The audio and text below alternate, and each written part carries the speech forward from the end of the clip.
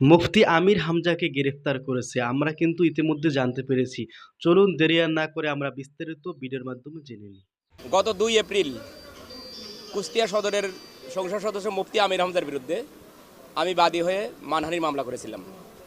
মামলাটার উদ্দেশ্য ছিল আমাদের সিরাজগঞ্জের কৃতি সন্তান, আমাদের হৃদয়ের স্পন্দন, আমাদের গণপ্রজাতন্ত্রী বাংলাদেশ সরকারের মাননীয় মন্ত্রী জনাব ইকবাল হাসান মাহমুদকে কটূক্তি করেছিল, তাকে নাস্তিক বলেছিল। বিএনপির নেতাকে যে নাস্তিক বলেছে এটা কি সত্য না মিথ্যা আমরা জেনে নিই। ইকবাল হাসান মাহমুদ টুকু একটা নাস্তিক এবং ইসলাম বিদ্বেষী, আপাতমস্তক ইসলাম বিদ্বেষী।